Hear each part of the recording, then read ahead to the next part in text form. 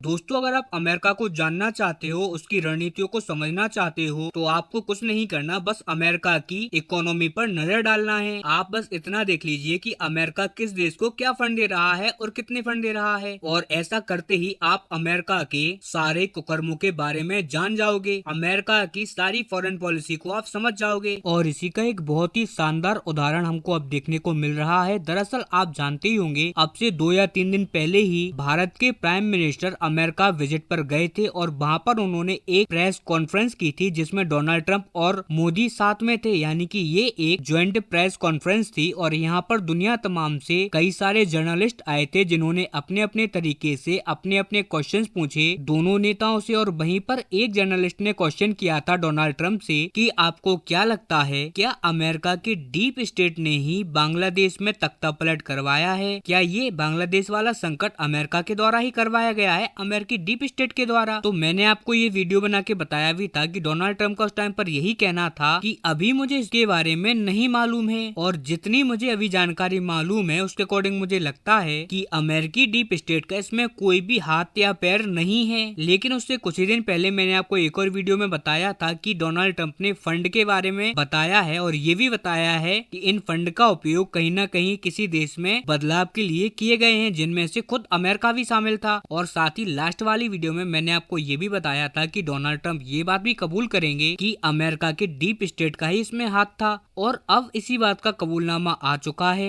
दरअसल आप जरा आपकी स्क्रीन पर देखिए, रिपोर्ट निकलकर सामने आई है कि डोनाल्ड ट्रंप और एलोन मस्क ने जो डॉज बनाया है, यानी कि जिसके तहत अमेरिका के डीप स्टेट को तोड़ा जाने वाला है, अमेरिका के जो डीप स्टेट के पैसे की सप्लाई है उसे रोका जाएगा। उसी अमेरिकी डोज विभाग ने करीबन 29 मिलियन डॉलर की जो फंडिंग है उसे रोक दिया है, और ये फंडिंग जा रही थी बांग्लादेश के लिए। अब यहाँ पर फंडिंग रोक दी गई है, ये कोई ज्यादा बड़ी बात नहीं है। आप जानते होंगे कि अब से पहले भी बांग्लादेश को मिलने वाली अमेरिकी एड डोनाल्ड ट्रंप रोक चुके हैं। यहाँ पर जो इंटरेस्टिंग बात है वो ये है कि ये फंडिंग आखिरकार किस चीज के लिए दी जा रही थी। और दरअसल ये 300 करोड़ की जो फंडिंग है वो strengthening the political landscape in Bangladesh initiative के तहत बांग्लादेश को दी जा रही थी। इसका मतलब है कि बांग्लादेश के अंदर जो पूरा पॉलिटिकल एनवायरनमेंट इस टाइम पर है उसके अंदर इंटरफेयर करने के लिए ये फंडिंग दी जा रही थी, और इसी पैसे का इस्तेमाल करके अमेरिका अपनी प्रेजेंस को मजबूत करते जा रहा था बांग्लादेश के अंदर। और वहीं अगर हम रिपोर्ट्स की बात माने तो इसी इनिशिएटिव के तहत बांग्लादेश के अंदर शेख हसीना की सरकार को गिरवाकर एक तख्ता पलट करवाया गया। परिणाम ये हुआ कि बांग्लादेश के अंदर हजारों की संख्या में हिंदुओं का नरसंहार हुआ, और इस फंडिंग रोके जाने की इस खबर ने अब इस बात को भी कंफर्म कर दिया है कि अमेरिकी डीप स्टेट के तहत ही ये पूरा तांडव, ये पूरा कांड रचा गया था। और आज हम उसी का परिणाम देख पा रहे हैं कि बांग्लादेश के अंदर जो एक स्टेबल और एक सेकुलर सरकार थी उसे गिराकर एक तानाशाह को बांग्लादेश की गद्दी पर बैठा दिया गया है, और उसी कट्टरपंथी की वजह से आज बांग्लादेश के अंदर इतना बड़ा नरसंहार हुआ है। और ये नरसंहार अभी रुका नहीं है, ये अभी भी जारी है। हाँ, वो बात अलग है कि आज भारतीय मीडिया या फिर वर्ल्ड मीडिया में इसकी चर्चा नहीं होती। अब यहाँ पर भी एक और चौंका देने वाली बात ये है कि भारत की भी 21 मिलियन डॉलर की फंडिंग रोक दी गई है। अब ये किस इनिशिएटिव की तहत आ रही थी ये फंडिंग? तो इस फंडिंग का इनिशिएटिव था कि भारत के अंदर वोटर टर्नआउट बढ़ाना। अब जरा आप एक बात सोचिए अपने विवेक से, अमेरिका भारत से इतना दूर तो बैठा हुआ है और भारत को 180 करोड़ रुपए सिर्फ इसीलिए दे रहा है कि भारत में लोग ज्यादा से ज्यादा वोट करें। अब जरा सोचिए आप और मुझे बताइए कि आखिरकार अमेरिका को भारत में वोटिंग बढ़ने या कम होने से फायदा क्या हो रहा है? आई एम श्योर कि इसके पीछे अमेरिका का कोई ना कोई गहरा मोटिव रहा होगा, और आज उसी की बदौलत अमेरिका ने 180 करोड़ रुपए, इतनी ज्यादा बड़ी रकम भारत के अंदर डाली। और जरा आप खुद बताइए कि भारत सरकार को इसे इन्वेस्टिगेट करना चाहिए या नहीं करना चाहिए। अगर मैं अपनी बात करूं तो भारत को ये इन्वेस्टिगेशन जरूर करना चाहिए, बिना ये सोचे कि अमेरिका इस बात से खुश होगा या दुखी होगा, हमारे अमेरिका से संबंध सुधरेंगे या बिगड़ेंगे, हमें इसकी परवाह नहीं करनी चाहिए। और इसके इन्वेस्टिगेशन के बाद जो भी रिजल्ट आए वो भारतीय जनता के सामने बता देने चाहिए, क्योंकि भारतीय आम जनता को भी इस बात का पता लगना चाहिए कि अमेरिकी एड से जो 180 करोड़ रुपए डाले गए हैं भारत के अंदर, उनका यूज कहाँ हुआ है, उनका मोटिव क्या था,